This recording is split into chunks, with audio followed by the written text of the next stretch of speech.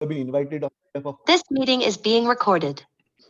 yeah, and on behalf of the entire Lost Key group, I would like to welcome all those who have come in as guests of our participants over here. So let me give you a very small introduction about the Lost Key. So this is a group that we have formed since last 7 years, and most of the people are from the corporate world, and we are from all the different religions in the country. Along with that, we also follow our own practices. Like each one is following his own path. Like some of us are from ISKCON, some of us are from Art of Living, Sathya Sai. And the best part is the group is so homogeneous. Like, and we have a WhatsApp group, and every day those beautiful messages are shared by people, and we interact on that basis. So it has been beautiful for the last 1 year. And the best part is that we invite a lot of renowned speakers to come and, guide us and, enlighten us, uplift us in our path. And today also we have a very beautiful soul called Arvind from Sathya Sai, who will be, giving us a beautiful introduction about a topic called faith or experience, which comes first. And I request Sridhar to give a small introduction about Arvind, and then we can take it forward.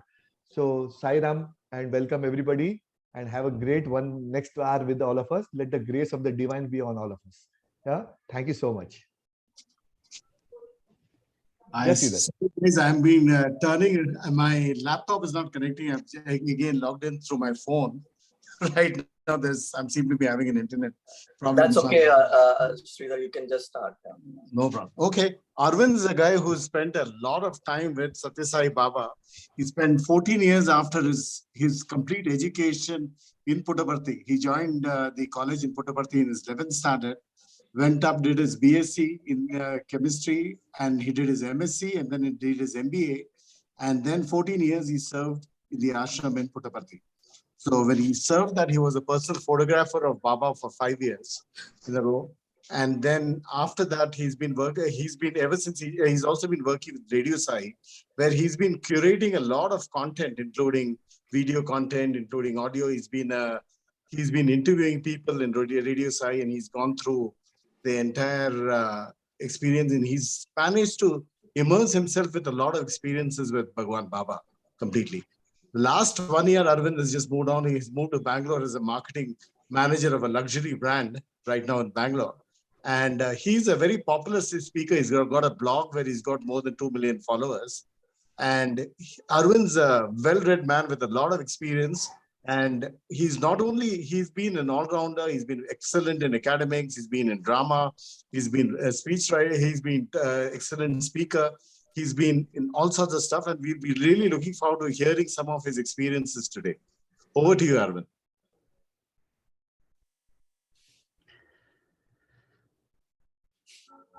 Om Shri Sai Ram. Offering my salutations at the feet of my Master and God, Bhagawan Sri Sathya Sai Baba.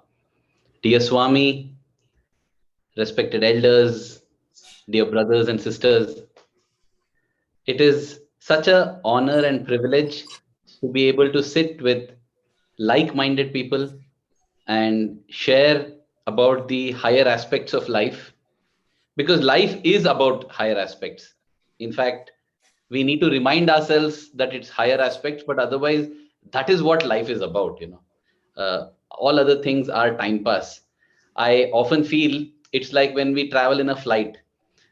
I got this thought when I was flying to Singapore, that was my first ever international trip. So as I was boarding, I was subjected to so many more checks and scrutiny compared to domestic flights. And they told me, don't take the bananas. I was like, why can't I take the banana? No, you can't take it. So they threw it into the dustbin. And like that, there were 2-3 other eatables that I had just kept with me, and they threw it off.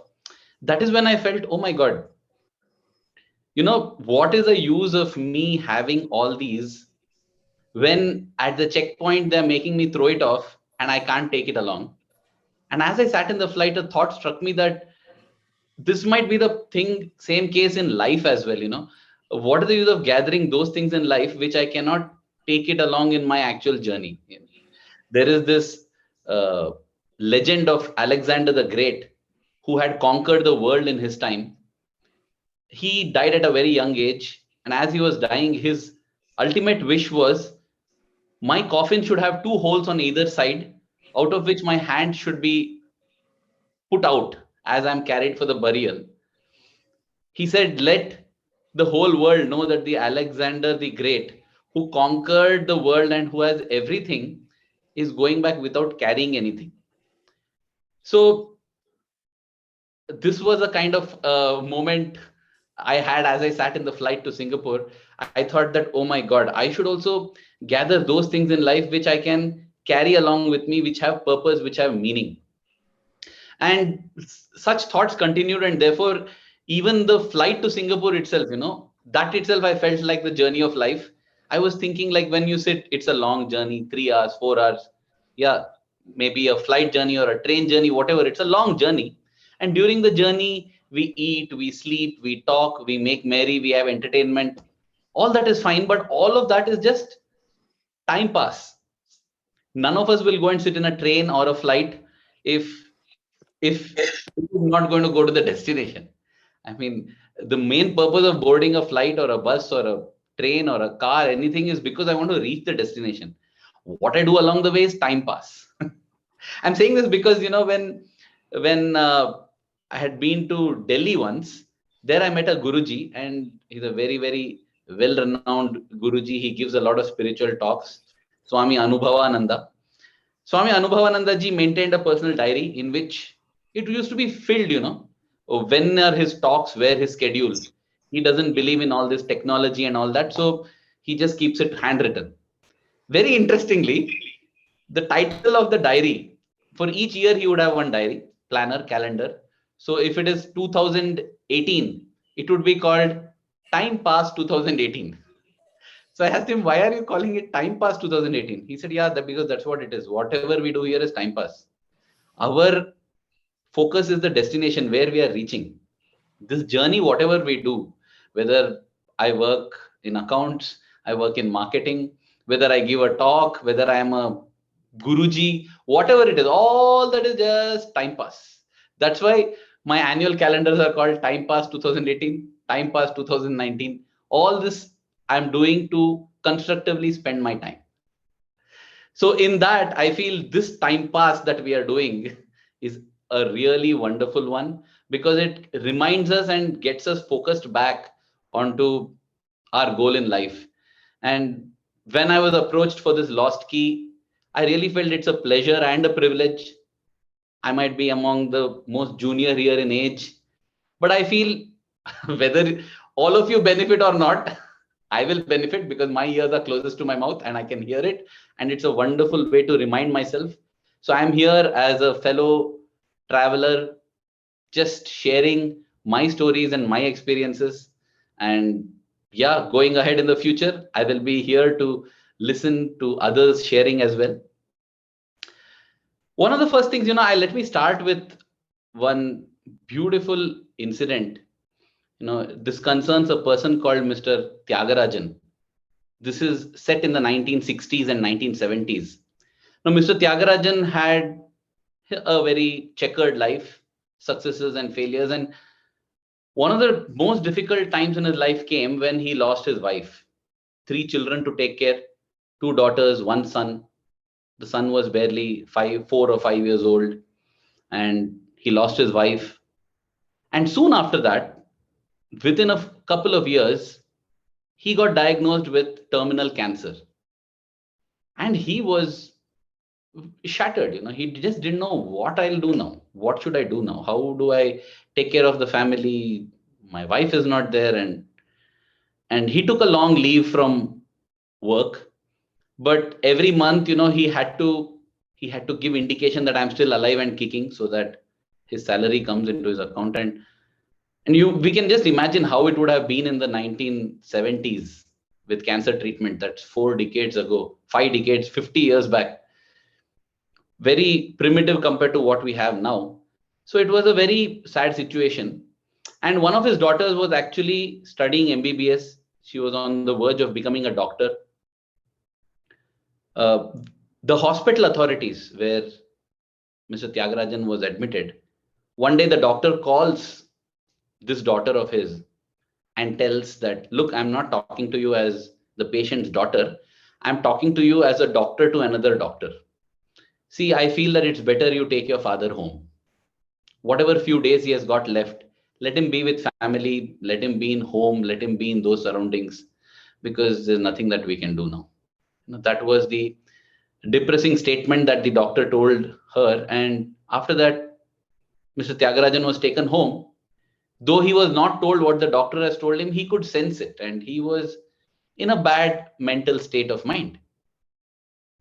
That was when one of this daughter's classmates at the medical college told her that, there is this person called Sathya Sai Baba, and he has come to Bangalore now at Whitefield.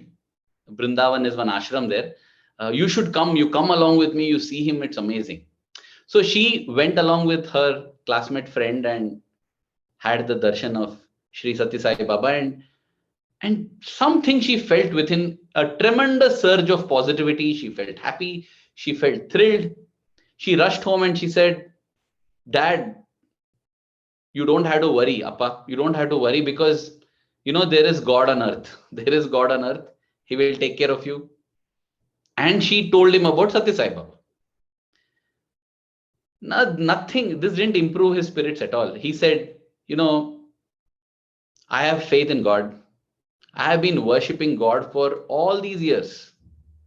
And if the God that I have worshipped don't care to do anything about me, I don't know how a new God will now help.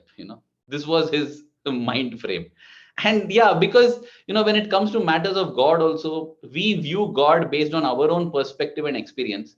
And our worldly experience shows that if we have spent so much time cultivating something and that didn't succeed, what is the probability that overnight something else will succeed? But, well, efforts and results are linked in very, very mysterious ways. That's why some things happen very easily. Some things don't happen after so much. We just don't understand all this. We need to accept it. That's my feeling. But anyway, the father was not ready at all. He said, no, I am not interested. I don't want to simply raise hopes again to get depressed, get it dashed more cruelly. Let's just leave it. Let's see what happens. But then, this is what they call fate or destiny. He gets a call from his office, and again, this was to check whether he's dead or alive, actually. But yeah, they will not state it so cruelly. But after that, his boss tells him that, we are having a very important client who is coming to visit us. Now, this client has a very strange request. He wants to see one certain Sathya Sai Baba. And we found out that the Sathya Sai Baba is in Bangalore. Since you're in Bangalore, can you just accompany this client and take him? Now, when he heard this, he said, okay, fine. He agreed to this.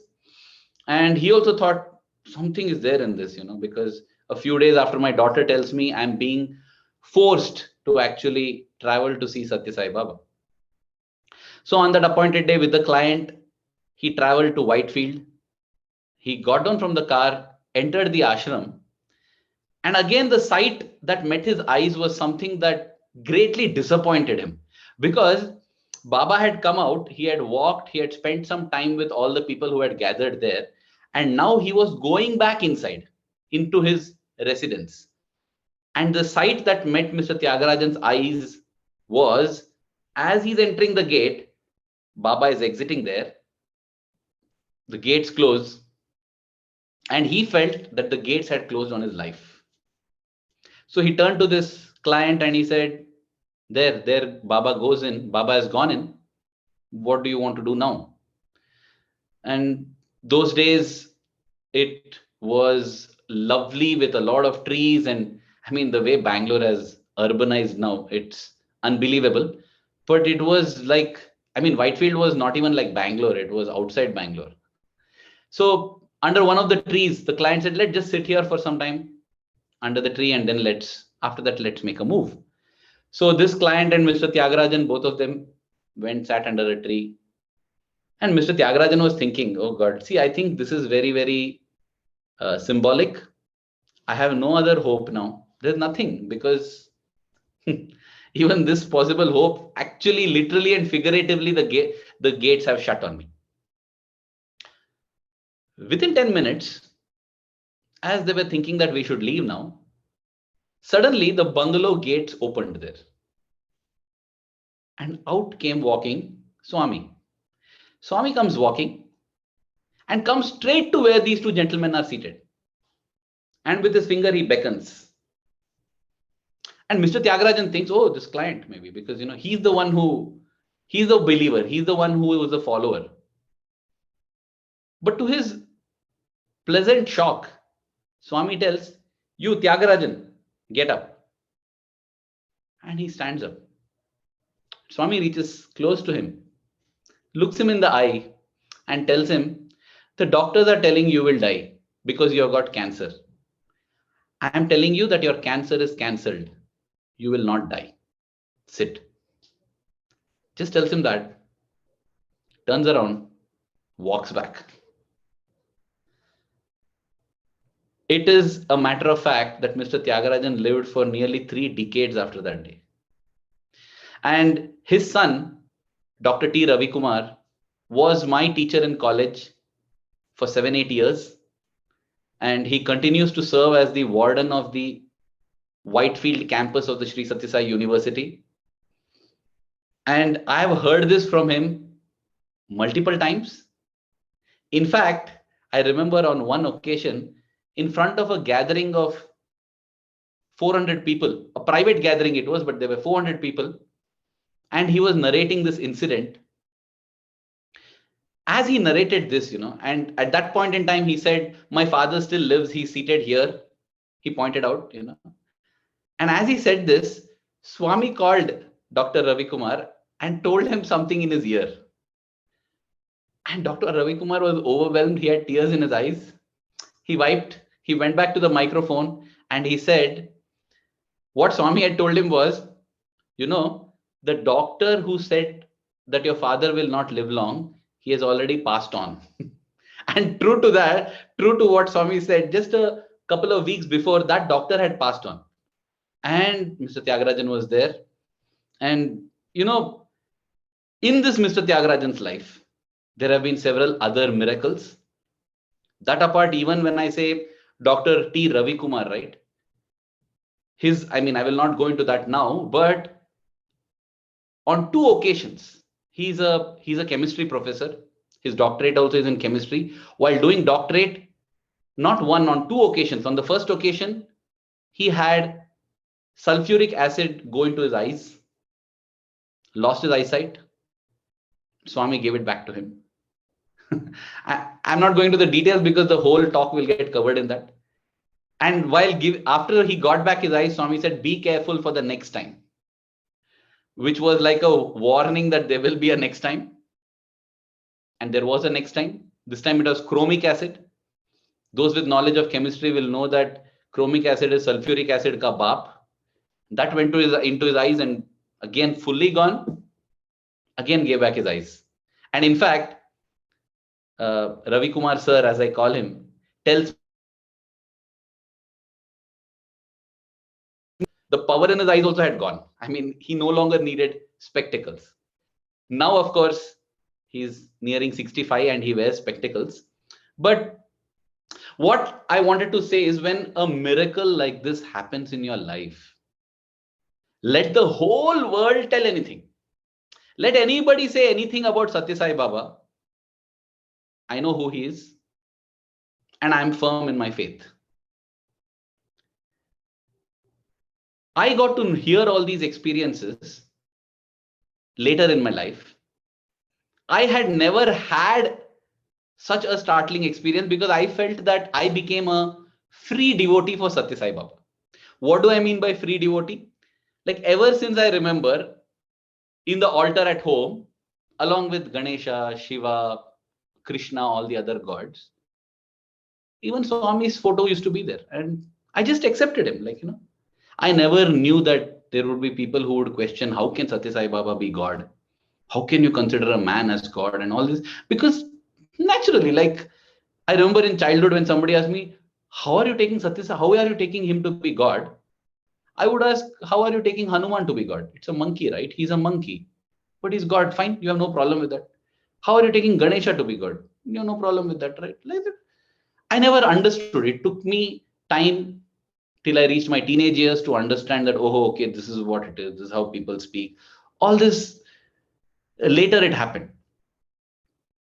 And, there have been some experiences in my life, but it is not because of those experiences that I got faith in Swami.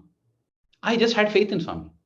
So I used to wonder, I used to think to myself that, Swami, why don't you grant an experience, or why don't you grant a miracle? Not just to Swami. I mean, God in general. Hey, God, I know it's a wonderful thing to have faith in you. I know it's wonderful to believe in you, have you by my side always. I want this benefit to extend to everybody. So why don't you grant a miracle to everybody? One miracle is enough. Then they will get faith and it's done, right? Why don't you do the simple marketing? Swami would often tell that my miracles are my visiting cards, he would say.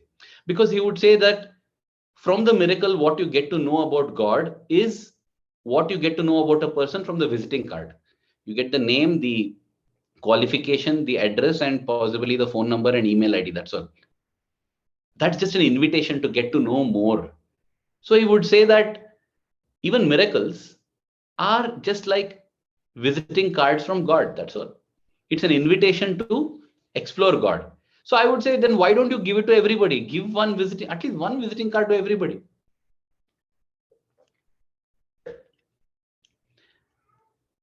Then, with this question kept going on, and it actually led to a beautiful experience. I want to share that. What happened was, this also happened in Bangalore only, when I was studying undergraduate BSc Bioscience at the Whitefield campus of the Sri Sathya Sai University. I kept thinking this for many days, this faith versus experience, or a miracle, faith versus miracle. Does miracle lead to faith or does faith bring a miracle? It's like the hen and the egg, which came first, which comes first. So as I was wondering like this, one day the session got over, bhajan got over. After all the bhajan got over and Swami left, I was in a self-reliance department. In the hostel, there's a very, very minimal support staff. A couple of sweepers, cleaners, and a few kitchen help. Everything else is managed by the students only, whether it's the electrical, whether it's the plumbing, so these are all called self-reliance departments. So every student has to enroll in one of the departments and has to contribute there. That is also evaluated, because Swami always says that academics is just one part. It helps you make a living. But education is not for a mere living. It should be for life. So all these would be there, even prayers, all of that were actually graded, integral items they were called. So I was part of a self-reliance group which would take care of the audio-visual system, the mics, for everything that would go on there, all the programs. So all the mics, everything I was collecting back after the session, putting them back. There was one small AVC room in which all of these go. There, in one of the drawers that I opened, I found a book with a cartoon of a man talking to God. And it said, Len Chimble's Dreams. Something like that it is. Len Chimble's Dream. So basically, it was a book of a person in his dreams. He's talking to God and he has recorded that conversation. I don't know if they are his actual dreams or he has just written it as fiction. But very interesting book it was. But at that moment, I had no idea what it was. I just opened a page, a random page. Random things are not so random.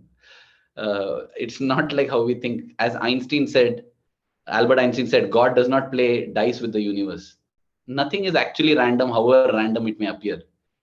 So that random page, the question that Len is asking God is, God, you are such a wonderful presence. You're such a wonderful being. Why don't you declare yourself to everybody through a miracle? I was like, hey, Len, this is the question I'm also asking. Wow. And God is replying. God is saying, yes, Len, tell me, what miracle should I do for the people? And Len says, do something phenomenal. I would actually optimize. I'll do something so big and huge that in one shot, everybody can notice. He said, like what? He says, like, for example, tomorrow morning, the sky around the world should be blood red. The ocean should be blood red. That's it. That's a miracle. That's amazing. That's phenomenal. God says, Len, I don't think that will work. Why? No, because sometime back I had asked one more person and he told, just make the whole sky and ocean blue and it'll be phenomenal. It'll be a miracle. I did that, but now you've got scientific explanations for it. And God goes on to say that, something, whatever I do, you find some explanation for it, or you say at best it is not yet explained.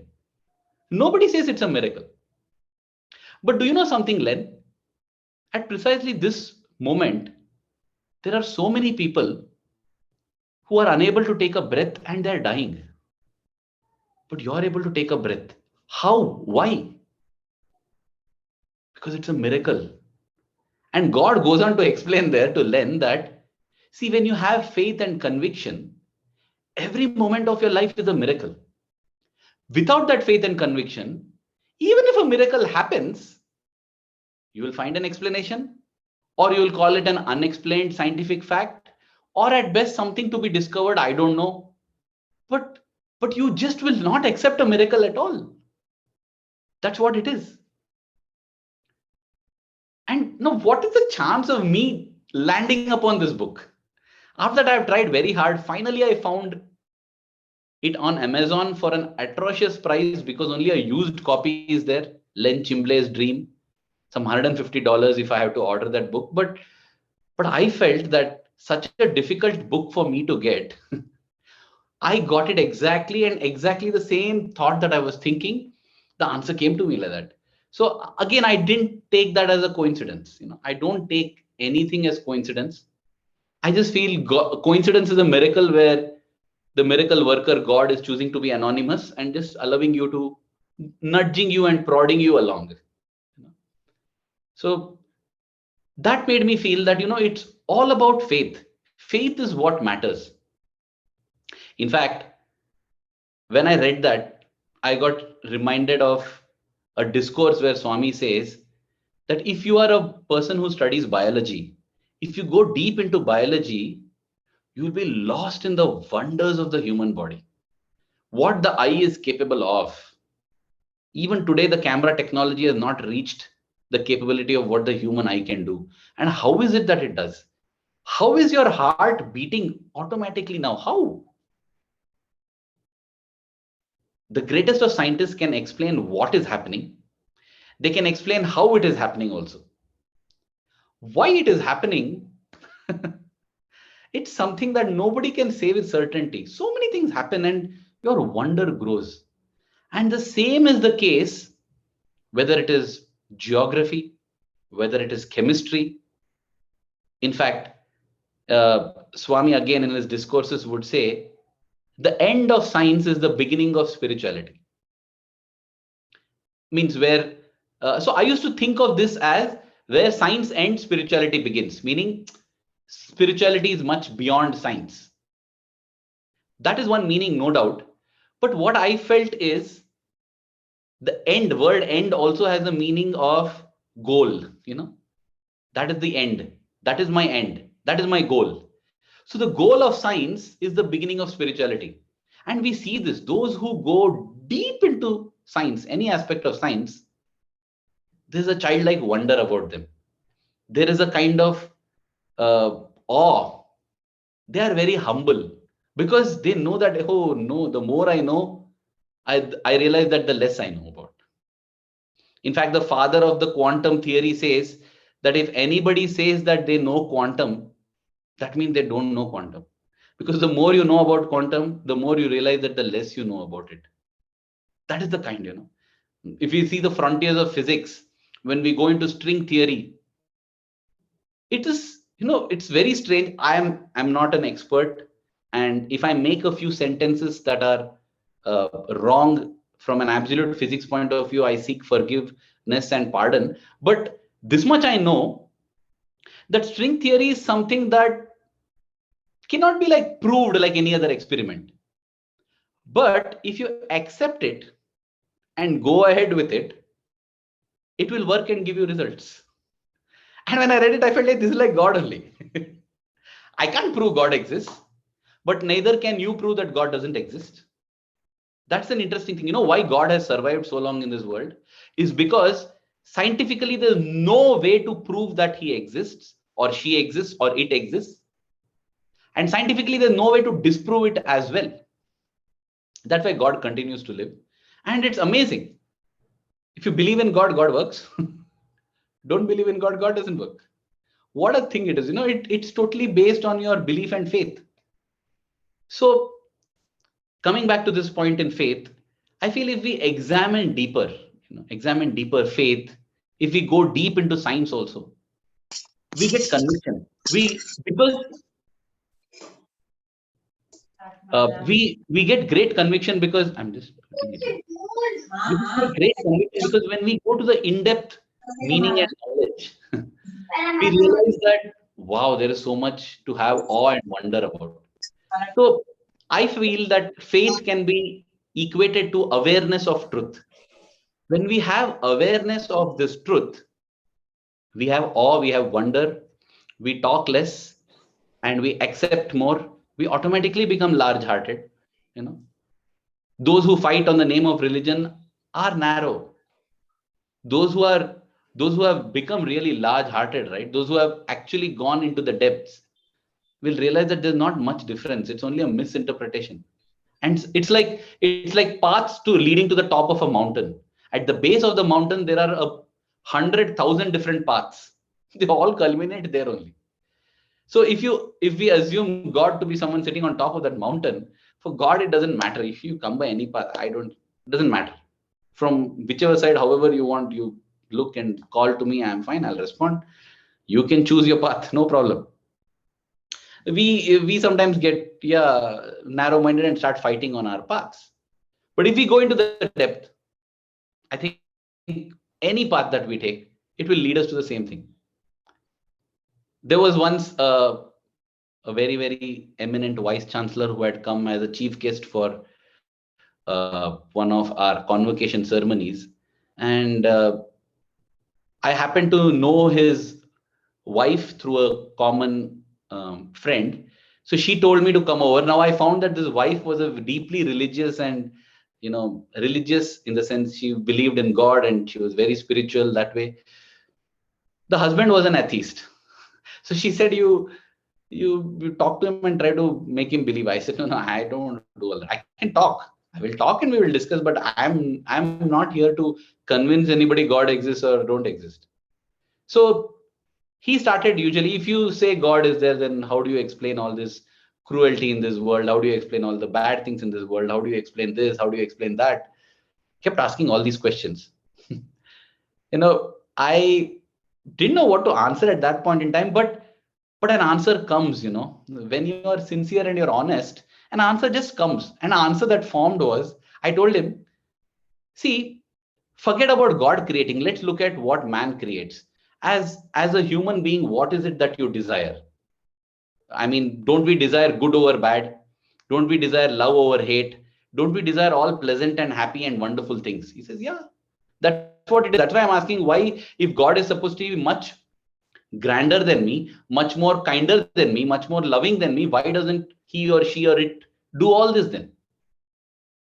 My question was, then tell me, as human beings, why do we make dramas? Why do we make movies that are tragedies, that are horror, where you gun down people? Huh? And he says, that's for entertainment. You get entertained when you kill people? You get entertainment by horrifying people, by making tragedies? He says, no, come on. See, that's not real. That's an illusion. Once you know it's an illusion, whether it's a tragedy or whether it's horror, whether it's anything, it's just entertainment. And I said, that's the answer. That's the answer. Once you realize the illusion, everything is an entertainment. Don't we see great men of God, say Ramakrishna Paramahamsa? down south here at Tiruvannamalai, Ramana Maharshi, they went through cancer. They went through terrible things. It's not like they had a bed of roses in their physical bodily life. But how is it that they smiled through? Because once they see through the illusion, it's entertainment. A joke is an entertainment. Tragedy is an entertainment. Horror is an entertainment. And this is an understanding that has come over so many experiences, happy and difficult ones. I had read in books when Swami's father passed away. When the news was brought, everybody was wailing. He was just smiling. He said, no, very good, very good. He would say very good for birthdays. He would say very good for death days also. I used to wonder why. Because that's what it is. I think once we get steeped in the reality, when I say faith is awareness of the truth, there are two words here, awareness and truth. Truth also, there is a different level. Like in Sanskrit, we say Nijam is also truth in English. Satyam, that's also truth. Rutam, that's also truth. But there are different levels, Nijam, this truth is the lowest level. It's like a fact, It's like saying India are world champions in cricket. That's possibly true now. 3 years later, it may not be true. So the ultimate truth is something that holds good in all the three time periods. And when I say three time periods, I'm meaning the past, the present, and the future. Means infinity to the past, infinity to the future. That is the truth. Awareness of that truth. I will come to what is my understanding of what that truth is a little bit later. But I want to spend a little more time on this awareness, because some of us might have experienced that truth. Some of us might have a theoretical knowledge of that truth, but we are unable to be aware of it every moment. Again, I'll share one little experience. There's a story that Swami would often narrate to show the greatness of Arjuna. He would say that Arjuna and Krishna went for a walk. And as they were walking,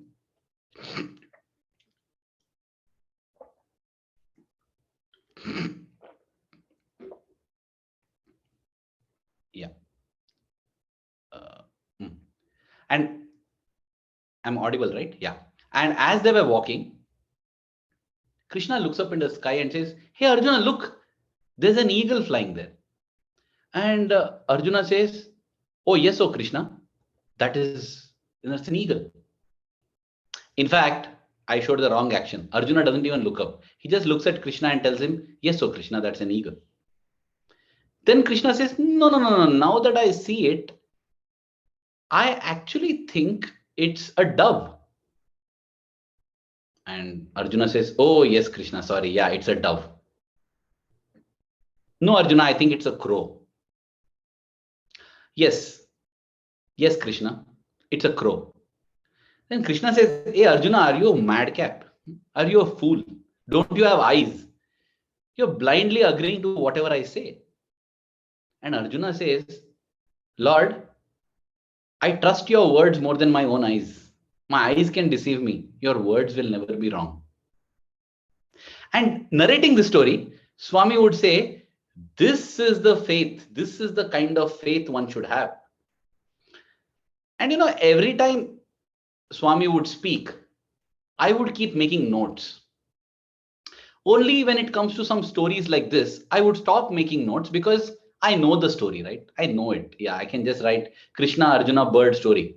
That's how I've written in my notes here also. I'll just write Krishna Arjuna bird story. I know what is it. Yeah. Because I would like to sit and listen, and it's also a break, so that you can rest your hands. And now that I look at it, I feel it is such a foolish thing. Actually, you should sit and focus and absorb what the master is telling rather than try to make notes for reference. Anyway, students, habits die hard. So when I used to listen to this story, I used to think in my mind, Swami, there's nothing great about Arjuna, okay? Because if both of us are walking in the garden and you say this, I will also respond in exactly the same manner as Arjuna. what's so great in that? Because I believe, I have faith that you're God, and I know that you're God. Nothing in the world can shake my faith. So why am I not as great as Arjuna? Why don't you come and be with me the way you were with Arjuna? This was my question.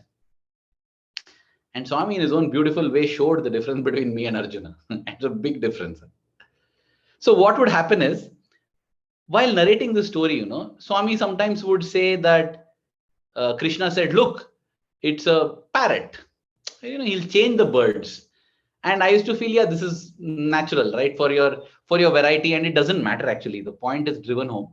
It doesn't matter whether you say it's a parrot or whether it's an eagle or a black-shouldered kite. You can tell any bird, a munia. It doesn't matter. Yeah, we get the point. So this is something that Swami would do in each narrative. When he's narrating the story, he'll change the birds.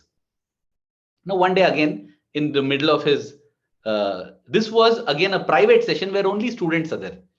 During this private session, Swami would do what I can say strange things. Because now when I look at it, I realize it's because he's molding, he's teaching us something very important.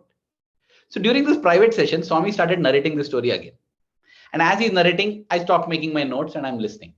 And now Swami says, Krishna said, Arjuna, look, there's a horse in the sky. And I was like, hey, what are you telling, Swami? I can understand your variety when you shift to parrot or some other bird. Horse? Horse? How a horse is flying in the sky? And then Swami continues the story. Swami says, Arjuna said, yes, so Krishna, it's a horse. And then he said, no, I think it's a lion. I'm like, oh God, Swami, what will all these new students who are not devotees think about you? Like such illogical statements you're making. Come on, don't, This is what I'm thinking in my mind. And Swami continued the story, After that, the discourse went on. I made notes, everything got over. It's only after I went back and I was thinking of this, it struck me that here was my Arjuna moment, and I had failed. Because the moment Swami shifted it from birds to animals, I was like, not possible. Come on. How can, you change it to a parrot or a hawk or an eagle or a kite, I understand. But how can you make horse, zebra, giraffe and all fly? I had failed. And I felt Swami showed the mirror to my face saying, don't think that you're like Arjuna. Because the difference between you and Arjuna is you are aware. You're aware that I'm God. Arjuna is aware that Krishna is God. But Arjuna was constantly aware. Not off and on. You're off and on. Sometimes, oh, it's God, and you realize. Other times you forget. You forget that, right? You forget the presence. You forget the reality. You forget the truth. So then, that day I decided, okay, next time when Swami is narrating it, even if he says, Krishna said, look, there's a dragon in the sky, I'll agree. I will now, I'm not yet at Arjuna's level, but now I think I'll become Arjuna's level because I know what is my deficiency. Now, another thing happened 3 years or 4 years later. This happened when we had all traveled to a place called Hadshi, which is near Pune. We were there. And I was there as Swami's photographer. So I was taking a lot of photos. And one day I just set up all the photographs in the hard disk, selected a few of them and wanted to project it on a large television. And I was just hoping that I can get Swami interested to view the photographs, basically because it's so wonderful to talk to him, interact with him. I'm telling you, to be in his physical presence, oh my God, what I'll not be ready to give up in my life now to get even 10 minutes back. It's so magical. I just cannot describe it. So we would find different ways or different means to spend some time physically in his presence. So here I had set up whole thing and I thought when Swami comes, let's all request Swami, can we view some of the beautiful photographs of the events that have happened so far? And that day, Swami said, okay, let's have a look. So I started going through the different photographs. Now, there was one beautiful photograph I had taken of the mandir there in Hadshi, which was against the backdrop of the rising sun. So you see a beautiful orange ball, the sun is, and then the silhouette of the mandir. Beautiful photograph. And I wanted to show it to Swami because I thought, again, like you will not have seen this, right? So you see this. So when I put that, he looked at it. He said, wow, the moon is looking so nice. He said. I said, no, Swami, this is the sunrise. I shot this photo at sunrise. No. This is the moon. I said, no, Swami, I took this photograph at 5:30. This is sun at 6 o'clock. This is sun only, Swami. I took it. Swami said, see, the building is so dark. It is night time. So it is the moon only. Then I said, no, Swami, see that background, that sun, it's orange in color. Moon is white, no. Sun is orange. So this is the sun. Oh, okay. Yeah, what you're telling is correct. Okay, Swami said. I also smiled. I thought it was some cute joke and went ahead, That day in the bhajan session, we were singing bhajans, and this was one bhajan dedicated to Sathya Sai Baba, to Swami. And the bhajan goes as Chand aur suraj tumne banaye, nadiya sagar tumne banaye. So as I was singing Chand aur suraj tumne banaye, it hit me that I am telling here that Chand aur suraj tumne banaye, but I am telling, no, this is the Chand, this is the suraj. You don't know what you made. And then it struck me that here was my second Arjuna moment that I failed. I had decided that when you ask me questions regarding birds and animals, I will be alert. Dragon in the sky, I'm okay. But the moment the concept or the circumstance changed to sun and the moon, I failed. I felt it was Swami's way of telling me, see, Arjuna not only had constant awareness of divinity, he had a constant integrated awareness of divinity. It was integrated through everything. It was integrated into everything that he did. And that is something very, very difficult, So when we say awareness, faith is awareness of the truth. That awareness should be constant integrated awareness. As soon as I get up in the morning, as soon as when I'm eating my food, in the happiest of times, in the saddest of times, that awareness has to be there of the truth. So that is about the word awareness. Now coming to the word truth. What is that truth? Swami would say Trikala Badhyam Satyam, meaning this truth is that which is beyond the three periods of time, as I said. The three periods of time being the past, the present, and the future. This truth should be the truth, whether it's in the past or in the present or in the future. Otherwise, it's not the truth. And if we inquire what is the truth, because everything else is changing. Everything else is changing. The only truth, what is it? It's very, very difficult, and I feel it's very difficult to explain. We can get a theoretical knowledge, but it has to be experienced. It has to be experienced. It's like, what is the taste of sugar? I can have a great vocabulary and multilinguistic abilities, but there's only so much that I can describe about the taste of sugar. I'll have to just pick a spoon of sugar and put it in the mouth and say, that's the taste of sugar. Now that you've got it, you know what it is. So that's what it is. We need to put in efforts to realize what that truth is. But as I said, theoretically, it can be stated. And all through his physical sojourn on earth, Swami kept emphasizing this truth. What is that truth? That was one of the questions that used to be thrown to him always. You say you are God. The world is very comfortable or happy if you say you're a devotee of God, or you're a servant of God, you're a messenger of God. They'll glorify you, keep you on top of the head. The moment you say you're God, they tell you, blasphemous fellow, how can you be God? But whenever Swami has been asked, are you God? His reply has always been, yes, I am. And if you inquire, you will realize that so are you. But with the whole answer, it's not very controversial and very, what can I say, masala evoking. So the second half is left out. How can you say that you are God? But every time Swami would say this only. I am God and so are you. The difference between you and me is that I know it, you don't know it. You have to realize it. You have to realize it. And that is where all your effort comes in. Whether you choose the path of karma, whether you choose the path of bhakti, or whether you choose the path of jnana, it doesn't matter. Because it has to ultimately culminate in you realizing who you are. Okay, don't accept that you're God. Who are you then? Who are you? You know, when I think of myself, I often think of me as this body with the name Arvind, and this is what it is. If we do a simple thought experiment, suppose I cut my finger, am I 99% Arvind now? If I cut my hand, am I 80% Arvind?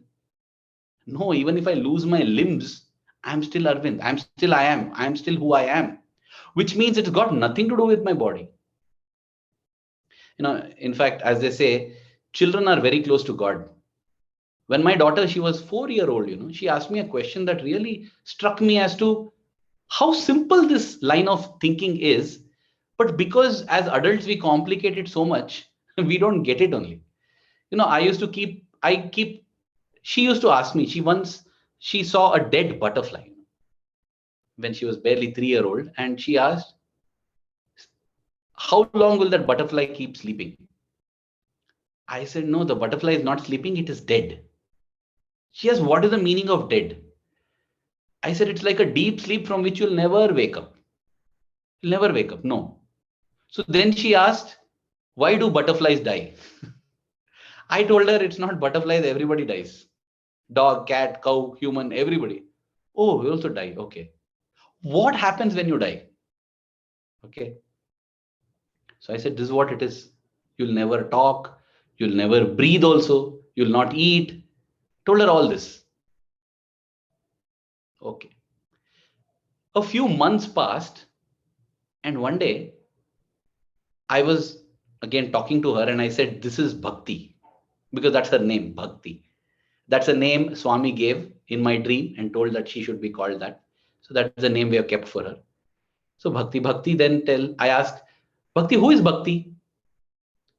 Bhakti says, Dad, when I die, this body will be here only, no? But you will still tell Bhakti is died, Bhakti has gone. So Bhakti can't be this, no? Bhakti is the life inside this body, she said. I was like very impressed. I said, yeah, Bhakti is the life in that body. She asked, where does this life go?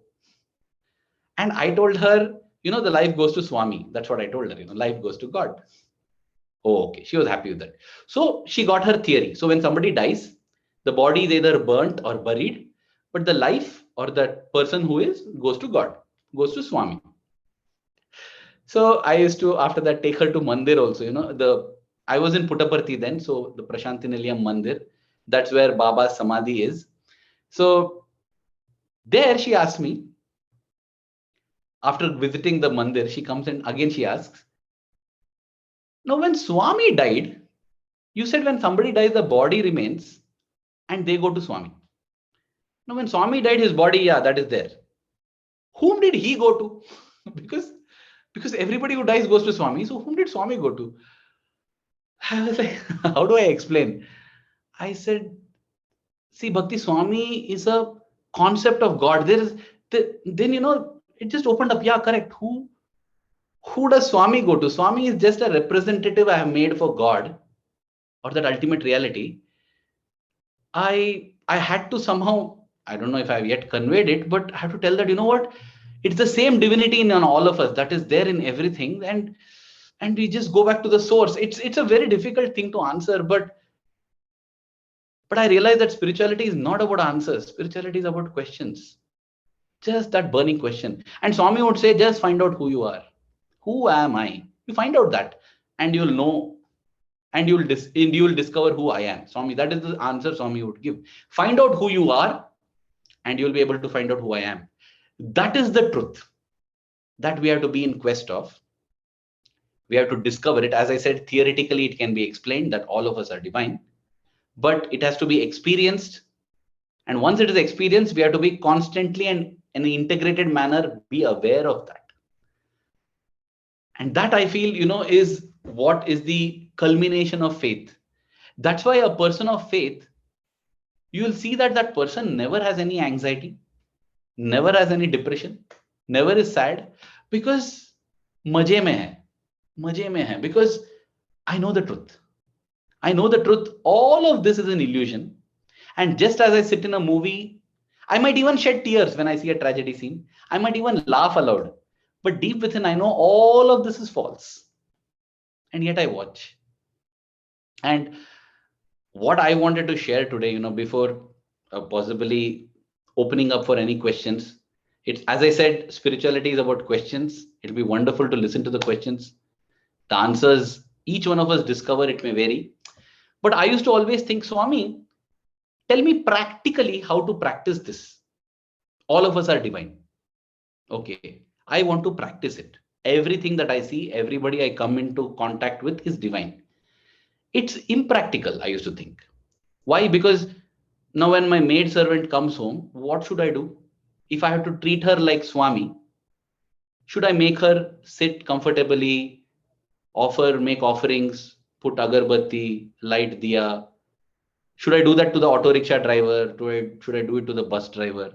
How do I make this practical? Seeing God in everybody, seeing the same divinity everywhere.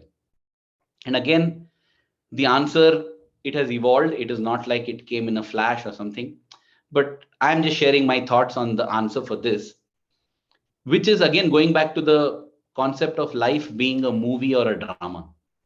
So life is a drama or a movie, and all of us are actors in it. In this particular movie, I'm possibly the hero and somebody else is the villain. Now, when we look at Sholay, you have Amjad Khan there, you have Amitabh Bachchan here. And Amitabh Bachchan, yeah, he hits him, he punches him.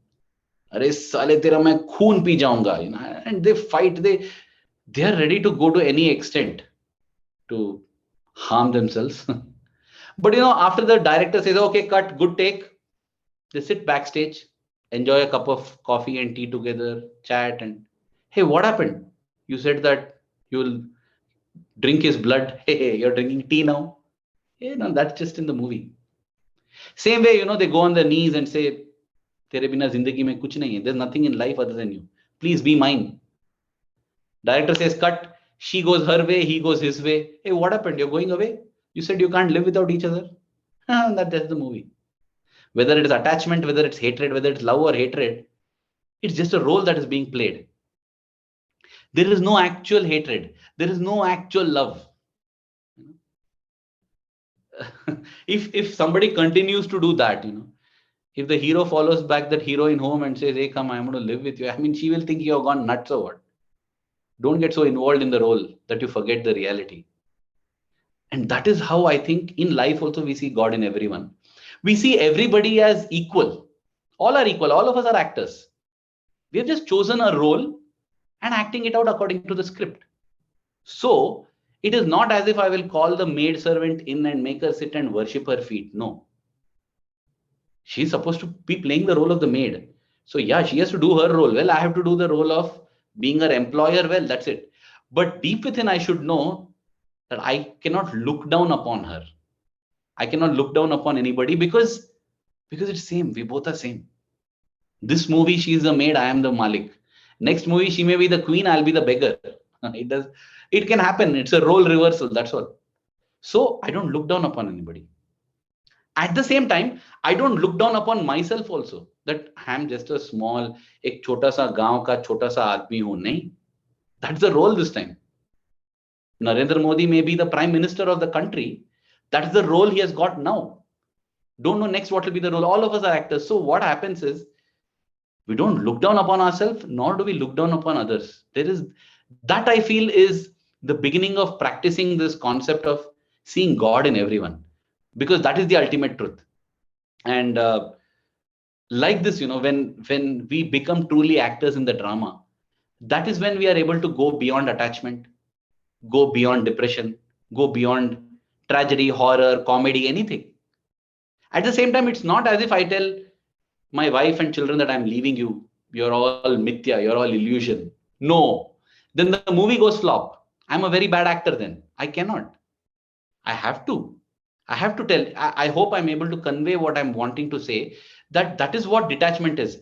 Detachment doesn't mean that I'm not involved. I'm involved. I'm involved to the last point. When Shah Rukh Khan does the movie, oh my God, I really think that he's in love with her only. And possibly everybody believes that only. Because that is the involvement. But there is no attachment. Yeah, sometimes maybe in movie acting that attachment comes off, that leads to problems later on. But in an ideal case scenario, there is no attachment between actors. There is no hatred between actors. But they are completely involved. So I have to be completely involved. If I'm an engineer, I have to do my best as an engineer because that's the role that has been given to me. I have to do my best. At the same time, I'm not attached because I know this is running as per a script. And that's fine. And I'm the one who has written the script, because there's no difference. It's the same, like, air in a balloon. Different balloons has the same air. This is the example Swami would give. He would say that the air outside the balloon and the air inside the balloon is same. The air inside the balloon is called self-confidence. The air outside the balloon is called faith. When I have confidence in the God outside of me, that's faith. When I have faith in the God that is inside of me because I am that, that's self-confidence. So there is no contradiction here. It's one and the same. And that's why I feel that it happens both ways. See, when we say, again, I'll go back to the opening question, whether a miracle happens and leads to faith or faith leads to miracles. Faith is so critical because, see, whether I accept it or not, it is the truth that I am divine. It's like gravity, Whether somebody accepts gravity or not, it works. If somebody says, I don't believe in gravity, whatever proof you may give me, whoever may share their experience, I won't believe in gravity. Yes, please step off the building from the 10th floor. Gravity will not tell, hey, this is not a believer, so let him float. No, he'll come crashing down and fall on earth. Because gravity works whether you believe in it or not. In the same way, I feel that the truth that all of us are divine beings. We are not bodies having a soul. We are all souls that have brought on the body. That's all. We are all divine. And that's the truth. Whether I accept it or not, it works. So now when I tell that, hey, I'm no good, it's useless. It's like God's word, because I'm divine, even if I don't accept it. And that's why I see myself going in a negative loop, a downward spiral. The same way, you call it optimism, positivity. I feel it's that divinity working. When you're telling positive things, you're divine. It has to happen. And it's not only about telling, it's about what we feel. That feeling is important. I may tell, I want the first rank, I want first, or I want this top post, I want the top post. But inside me, I feel, where will I get it, man? No way I'll get it. First of all, I am not capable. Second of all, even if I'm capable, these fellows will do politics and pull me down. How will I get it? Now, if this is what is going on within, whom am I fooling by telling that I'm very optimistic, I'm cheerful? I'm fooling I can't fool myself, right? So if I genuinely feel that, then that will happen. Yad bhavam tad bhavati. What I feel, that is what will happen. And that is how I think faith also works. That's how faith works. That's why, whether it's string theory or God, yad bhavam tad bhavati. You believe God exists, God exists. You believe that will happen, it will happen. You don't believe, it won't happen. So therefore, in this chicken and egg story, I feel whether it is through a devotional route or whether it is through a scientific analytical route, it always begins with having that confirmation, having that conviction. Even if it doesn't work, just try it out. Just try karke dekho. How does a child know this is my mother? How? Or this is my father? How? Just faith, right? Just faith. Some may say, no. Mother has told me. So you have got faith in the mother's word then. It's not scientific. Based on the mother's word, you accept it as father. No, listen, I've got a birth certificate. A birth certificate. Okay, great. When Sunil Gavaskar was born, he was misplaced on the day one. And in fact, he has written it in his Sunny Days autobiography. He had a hole in his left earlobe, which was considered bad luck, ill omen. And when his uncle came, he said, hey, this baby is not having a hole, where it went. Then they found that that baby was next to a fisherwoman, And Gavaskar writes that if not for that so-called bad omen, instead of scoring 10,000 runs for India, I would have been catching 10,000 fish on the coastline, maybe, No, the point being, the doctors can make mistakes, You're having faith in the doctor. You're having faith in that birth certificate that as proof that this is your father. Then we'll say, no, you can do genetic testing. Genetic testing. Because that's the latest, right? So what is genetic testing? You take blood, your blood and your father's blood, put it in a machine, like third umpire it is. If green light comes, you're the child. If red light comes, you're not the child, correct? That's all we know about. How do you know that that machine is functioning fine? Because it's made by some global brand. You have faith in that brand? Huh? We have faith in brands. Even if, say, you are an engineer and you say, I designed the machine myself, so I know. What is the biochemistry that goes behind? How do you know that is working? Because a Nobel Prize winning scientist told it. You have faith in the word of the scientist. You come to realize that if you want to actually not go the path of faith, but truly experience and believe it, you need to have all the knowledge in the world. All the knowledge in the world. Then only can you say that I know this is true. The simpler way, is just accept that person as father based on faith. And your life experience will show that this has to be my father here. This kind of love, no other than my father, who can give? And if that feeling, that love is not there, it doesn't matter, right? Whether it's father or not. It doesn't matter at all. So that is the path of faith. Just try it. It works. It has worked beautifully for me. I am running out of my time here because I want to keep 15-20 minutes for any discussion or questions. But my path has been like that. I just took on my God, my Swami as my, on faith. And it's been a beautiful journey. If I am told that I can reset my life and plan again how I want to live it, my heart, I can touch. And with Swami as witness, I can say that if I have to lead my life all over again, I would like to lead it exactly in the same manner as I've led so far, because I have no regrets. And I mean, that is my way of saying that there's nothing that I feel I have lost by starting off with faith. And it's so beautiful. So in this chicken and egg, my humble opinion is that faith comes first, because faith is what makes miracles possible. Faith is what makes us able to even recognize that such a miracle has happened. Otherwise, miracles keep happening in front of our eyes and we would keep missing it. With that, I'm grateful to Swami. I'm grateful to all of you, because it is Swami through all of you listening and giving this beautiful opportunity to me. It feels so wonderful. Thank you. Jai Sai Ram.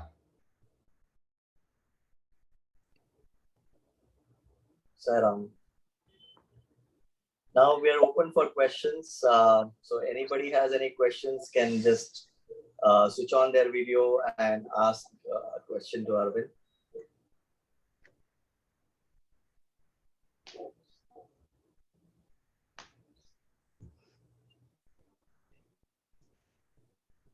Sai Ram, Nitesh. Sai Ram, Chetan, how are you? I am fine. How are you? Fine. You can ask the question. I would like to share something regarding what our brother Balasubramanyam really shared with all his heart. Sure. Yeah. Yesterday, when you posted the invitation in our group, Sai Bandhu, the first thing that came into my mind was, my God, I never asked myself whether faith comes first or whether experience comes first. And I don't even know about it. So I said to myself, before even I think of attending the meeting, I need to know what is the truth behind that. And the first thing that came into my mind was, stop your mind. Stop your mind completely and allow the truth to flow out. And so I sat down with my closed eyes, and with great effort, I was able to minimize my thoughts as much as possible. And I allowed the truth to flow out. And believe me, I made it a point to note it down in words. The words flowed out, and I made a note of it. I would like to share this note with you all. Sure. Yeah. Okay. Just a moment. faith versus experience, what comes first? A difficult question. It has the temptation to make one believe that experience must come first before one develops any degree of faith. Whereas deep down, I'm convinced that having faith means having deep conviction that faith has the power to manifest experience. Without this conviction, one will always be misled into believing that experience is a must to develop faith in anything or anyone. Any manifestation of the experience must preclude a seed of unwavering faith. In fact, all experiences are a product of unwavering faith or belief. If one goes through the history of renowned saints and self-realized souls, all of them were inspired to have faith in their respective deities that they believed in before they had a vision of them or experienced their blissful presence.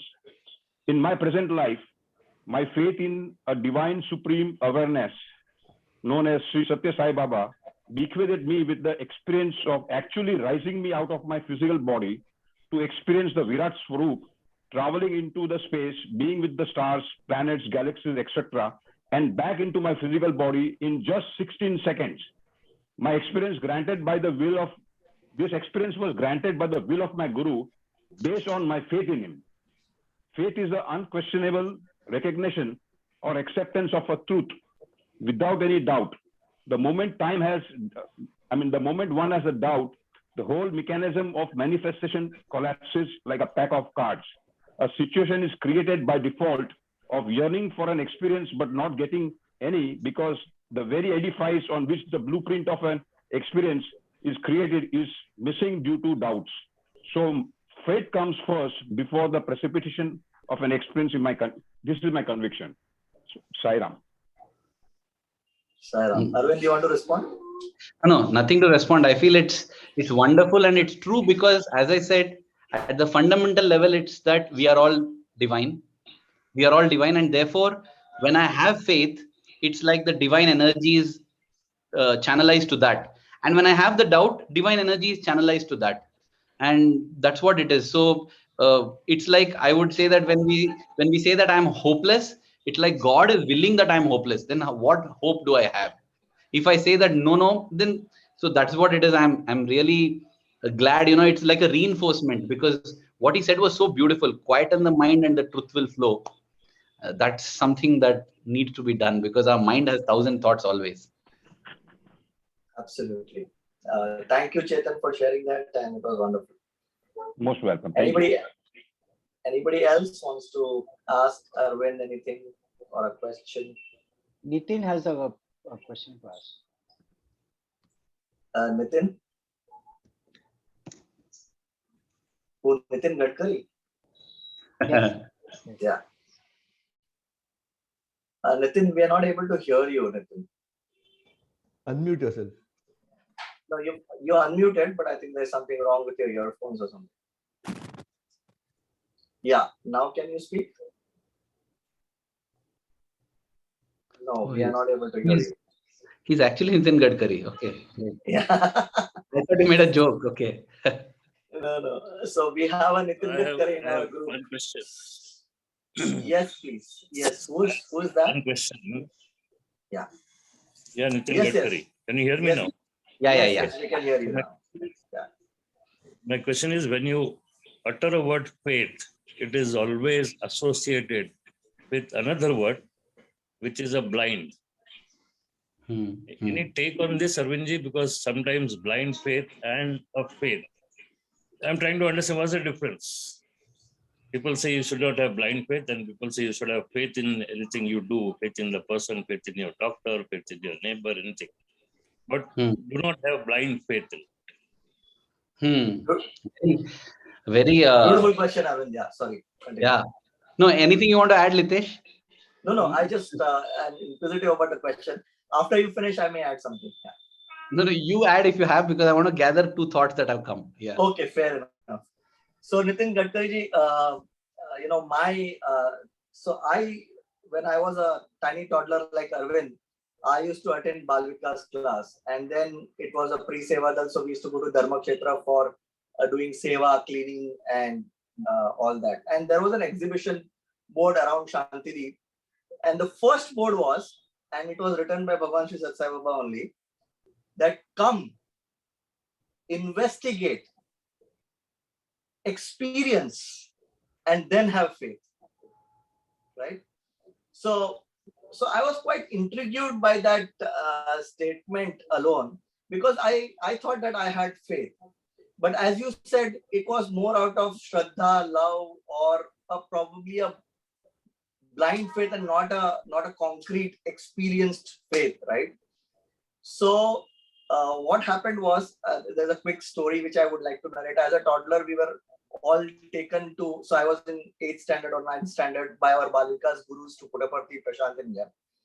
And Swami came out and we were all sitting in a group. We were giving a special enclosure in Swami's darshan area. And Swami came out for darshan. And of course, we had seen Swami in physical form in Dharmakhetra. But here it was a very close encounter. So Swami came for darshan. And we could see Swami materializing vibhuti from thin air and giving it to one of the devotees. And I was seeing this from a long distance. So immediately my mind, which was, a doubting Thomas or a doubting mind, said, oh, this is against, because I was a logical person, this is against the law of the nature. How can this happen? I think there's something hidden inside the sleeve of Swami, right? The robe of Swami, etc. So if he really wants to do this in front of me and make me experience, let him come in front of me and experience. And there was a German Englishman who was actually a German person who was actually meditating even if Swami had come, with his eyes closed and tall and radiance flowing out of him. And we children, some of them were with vibhuti packets, some were with bracelets, etc. So Swami completed the darshan round and came very near us. And then all the children started raising those vibhuti packets and bracelets, and Swami blessed them. And then Swami walked about 4 or 5 steps ahead. And I thought in my mind, Dekha, dar gaya na. If he really had that miracle genuine, he would have materialized in front of me. So he had moved 4 or 5 steps ahead. The moment this thought came into my mind, he stopped. He looked back straight into my eyes, walked back, and he started materializing vibhuti just in front of my eyes. We were sitting down, he was standing, so his hand level and my eye level were almost at the same level where I can see the vibhuti coming. Right, so I could see the vibhuti block coming right from the center of his hand, and then Swami crushing it. And I thought, now, wow, he's going to give me the vibhuti. And the same German who had closed his eyes, opened his eyes, raised his hand. Swami put the entire vibhuti to him, and he flashed the other vibhuti. He did not give me a single turn, and then he started. He looked at me, smiled, and walked back. The basis of this explanation was that because my faith was not strong, right? He wanted to enforce that faith in me by this experience, right? So yes, if we have blind faith, then that itself is not a faith. That in itself is not a faith. And hence, it is very, this connotation of whether experience should come first or faith should come first depends upon our own individual, I would say, qualification, right? If we are an evolved soul, it will not be blind faith. If we have the jnana, it will not be a blind faith. This is my short and sweet of your question. Sorry, Arvind, continue. I took a lot of time. No, nothing. It's very nice. And I think when you bring in the concept of jnana, it becomes even more beautiful, because jnana is supposed to be the actual eyes to open. Without jnana, it is blind faith. But I understand from where, Nitin Gadkari ji is asking this, and what my answer, what my perspective is that as I said, faith is awareness of truth. And I've explained what is awareness. It's constant integrated awareness and what is the truth. So I feel when we say blind faith, it is in this truth that everything is divine, which means I am God. The person opposite to me is God. The table is God. The chair is God. In this truth, please have blind faith and lead your life accordingly, and you will see the results. So when you say that, if somebody says, उस घर में जो भी जाते हैं ना, उस photo में भगवान है. Correct, भगवान है. What is so much wonder that you are telling that with? लोग बोलते हैं उस मंदिर में ना, that statue is very powerful. Yes, it is powerful because it is divine. This one truth, awareness of the truth. When I say constant integrated awareness of the truth, I'm giving a theoretical explanation. In this, we have blind faith. So therefore, I have blind faith in it. If somebody tells me that उस घर में भगवान का मूर्ति है जो बहुत powerful है, agreed. But if somebody tells me वो मूर्ति जो बहुत पावरफुल है, तुम्हारे घर में जो मूर्ति है उससे ज्यादा पावरफुल है, no, please, it can't be. It can't be, because it is the same divinity. So if somebody tells me that that person is wonderful, correct. But if that person is better than you, worse than you, no. How can it be better than me or worse than me? Because it is the same. It's like telling this drop of the ocean is better than that drop of the ocean. So I feel when we have to have this blind faith, it is blind faith in this truth. This truth, that is the awareness that everything is divine. Everything else, as he said, explore, examine. Based on this, automatically it becomes so simple, right? With this touchstone, when we examine anything, I know whether a person is making a truthful statement or a wrong statement. If he says that ये बच्चे सब नालायक है, नहीं गलत बोल रहे हो, कैसे हो सकते हैं नालायक? If you're telling them nalayak, that means they're also nalayak because it's the same in you and them. So there's nobody extra special, there's nobody nalayak, because I have blind faith in this, that everything is divine. So I feel it is only to this one thing, if we keep our blind faith, everything else gets resolved automatically. So if somebody believes pattar mein bhagwan hai, correct. If somebody says pattar mein hi bhagwan hai, then wrong, cannot be, because sab jagah bhagwan hai. So automatically it gets resolved. So I feel in this one thing, if we have blind faith, everything else, I mean, blind meaning unquestioning faith, unflinching faith, kabhi hilenge nahi usse, then everything gets resolved. Thank you so much. Yeah. Sucha, you want to ask something? Mute, you're on mute. Sairam, in this context of faith and seeing God in everyone, many times you get ruffled when you see the happenings in the world, especially in the violence, the kind of violence that happens, the people who cause the violence. So how do you train yourself to see God in them and believe that it's all going to end in a hunky-dory and a happy place? It is really difficult for me to, kind of... So I just feel that there are 2-3 assumptions here. One is that it's going to end happy and hunky-dory. Nahi. Kyunki movie, I don't know how it's going to end in tragedy. End mein hero marne wala hai. I don't know. Krishna just vanished and drowned the whole of Dwarka, and मतलब क्या किया यार Krishna? Like I used to see in our, it is said yada yada hi dharmasya glanir bhavati, meaning whenever there's a fall in dharma, I come to uplift dharma. Okay, so we have the yugas also, right? Sathya yuga is when dharma is perfect. Then one level lower is Treta. Then one level lower is Dwapara. The worst is Kali Yuga, they say. So what happened in Treta Yuga? Rama came. And after Rama left, what happened? It became Dwapara Yuga. Hey Rama, what you did, man? You're supposed to uplift it back to Satya Yuga, right? Okay, so then in Dwapara Yuga, what happened? Krishna came. And what happened after him? It entered Kali Yuga. So what do you mean by uplifting dharma? This also Swami said, what is the dharma that the avatar uplifts? It is that prema dharma, that love for God. See, Krishna might be gone, but love for Krishna is so much more compared to when Krishna was actually there.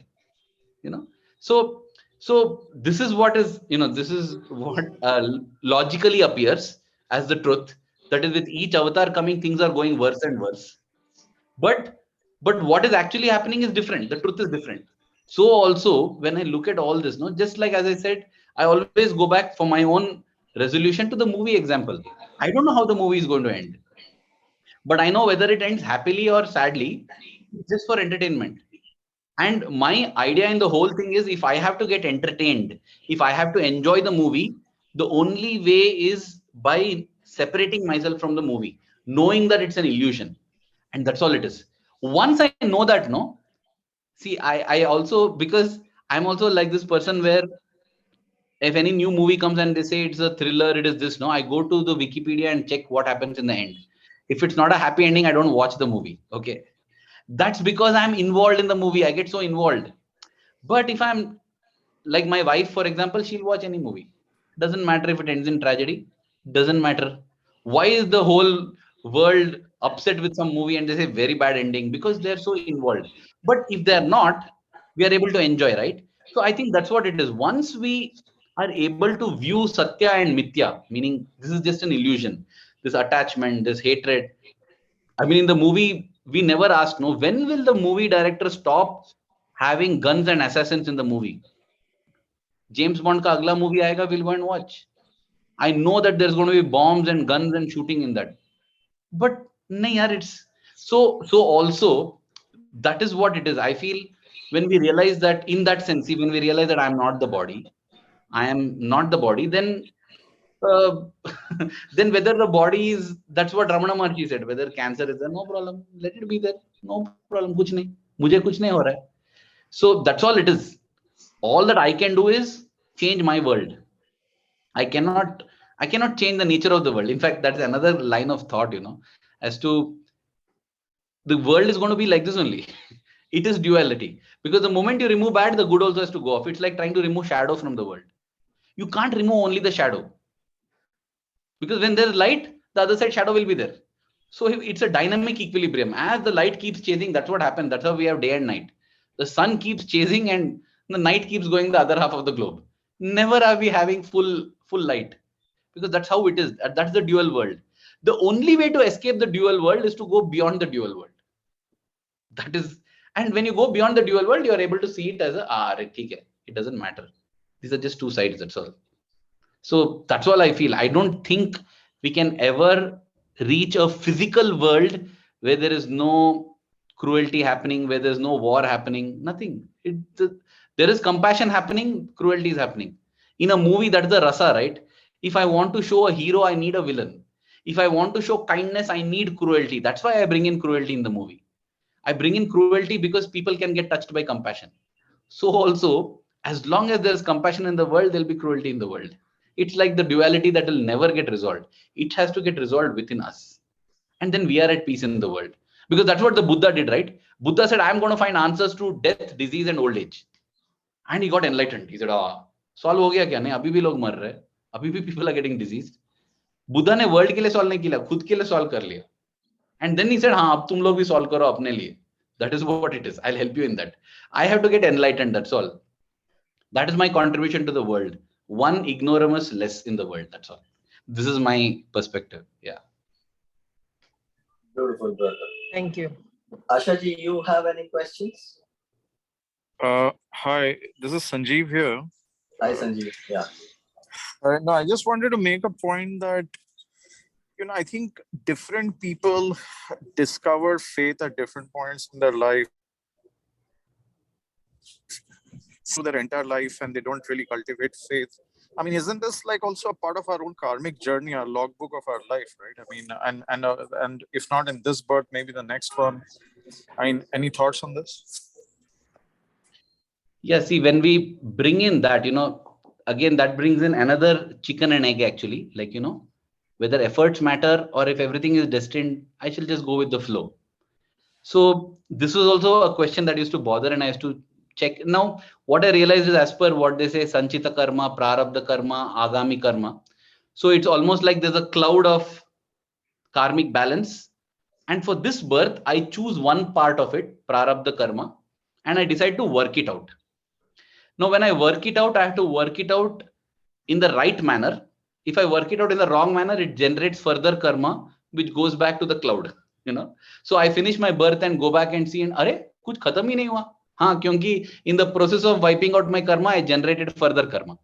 And that's why in the Bhagavad Gita, it is said that if you want to wipe out that karma, dedicate every action to God. That's another subject altogether. But the thing is, just like in physics, we have potential energy and kinetic energy. Like on top of the mountain, if I keep a ball, it has high potential energy. It starts rolling down. As it starts rolling down, it gathers a lot of kinetic energy, and potential energy starts going down. Once it reaches the bottom, it's rolling in full speed. So full potential energy has become full kinetic energy now, because of which it again rolls up the slope. And as it rolls up the slope, the kinetic energy is dissipated and it becomes potential energy again. I feel that is how destiny and actions are. Because what is destiny? Destiny is nothing but the sum total of the reactions of all my actions across birth. So when you say that no use of any action because it's already destined, the other way of looking at it is destiny is nothing but a sum total of all the action. So you can change it with little action. So I feel that the relationship between destiny and action is like the relationship between potential energy and kinetic energy. So when we are having a life and we are leading it, it's like going down the slope where we are converting potential to kinetic. That is what is only going to generate back into potential as we go on. So I feel it has got the karmic balance effect. But first of all, there are people who won't believe in karma. First is to get that belief in karma. And once you get that belief in karma, you will realize that, yeah, all said and done, what is done so far is done. What I can do now is what can I do to improve it? If something negative happens, I say, okay, it's karma, done, leave it. I won't react negatively to it so that it is burnt and I don't add back to my cloud. In fact, very interestingly, with that vice chancellor, this was the problem he had. He said, I don't believe in karma theory. I don't know how you explain all these things. It doesn't work.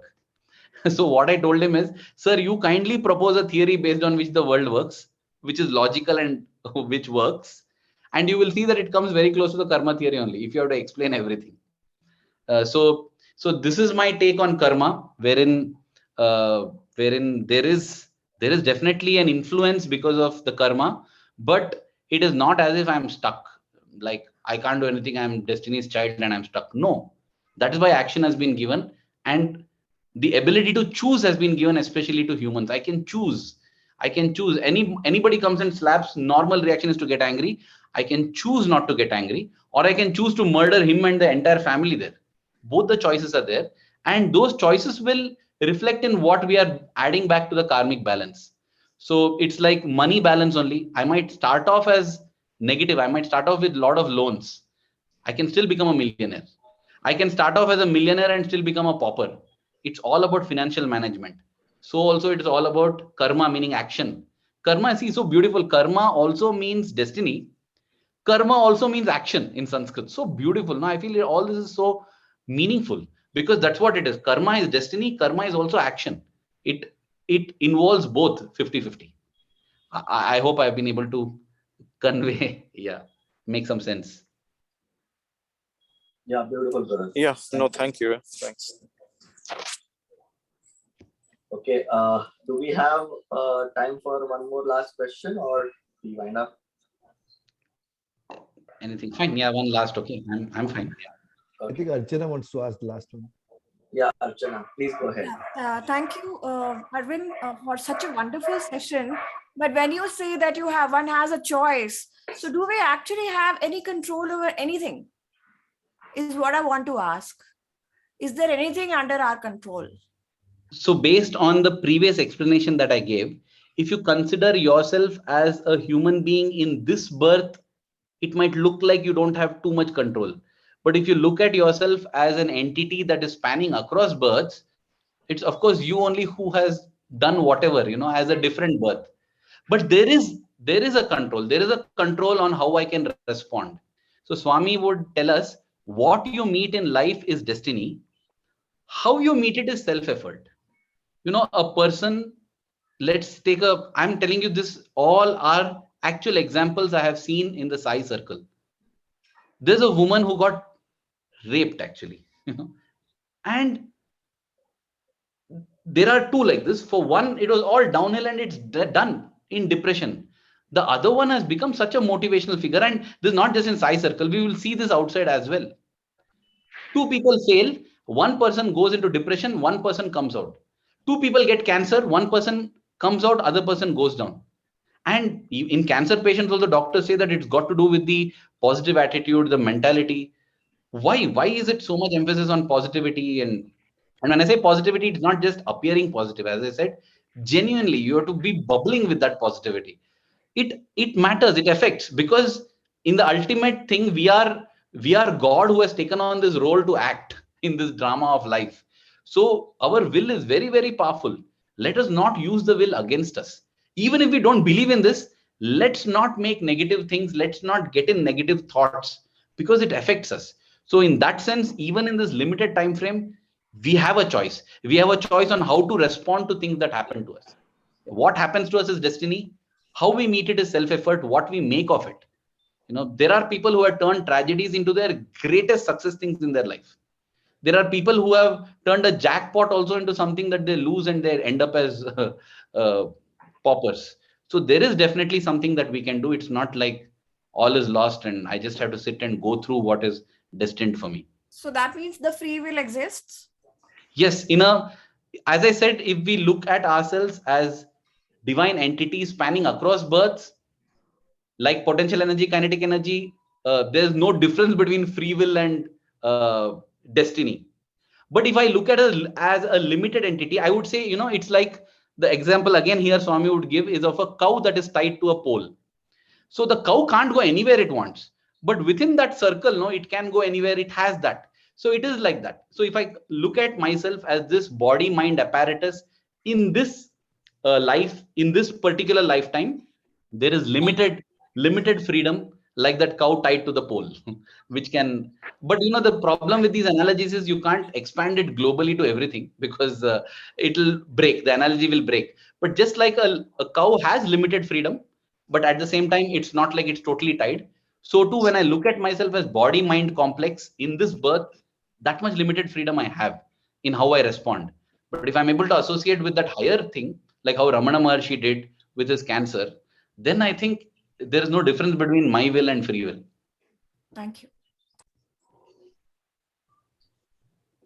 Great. Thank you for that wonderful question, and thanks, Arvind, for the response. Can we have Ashita to kind of summarize today's session? Yes, sir.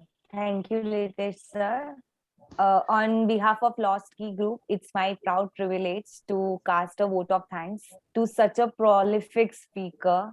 The way you explained faith versus experience by giving live examples was really commendable. As rightly said by your good self, if you have faith and conviction, your entire life will be miracle.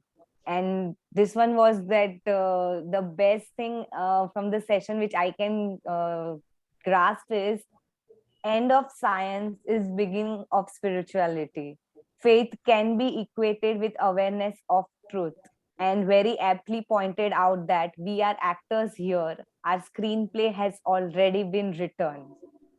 Thank you very much, sir, for enlightening the very deep secrets of life in such a lucid manner.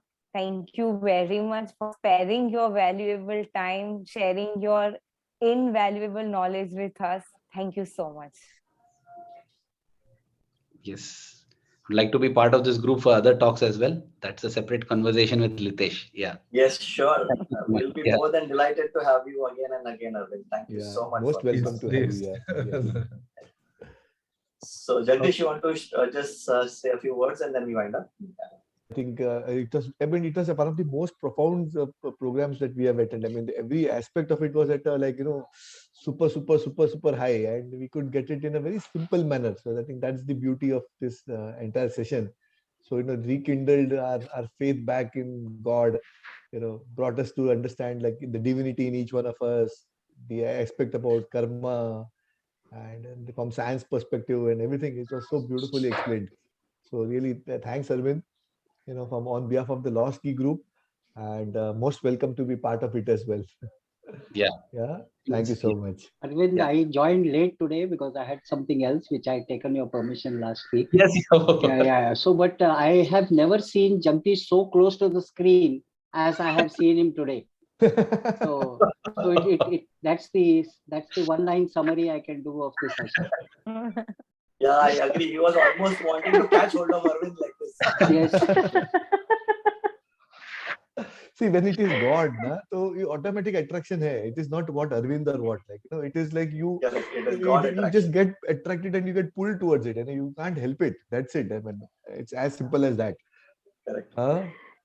Very, very true, Yogesh. Very true. Gravity force is working. Yeah. It is the divinity of the group itself that we get divine people. Otherwise, where we'll get it?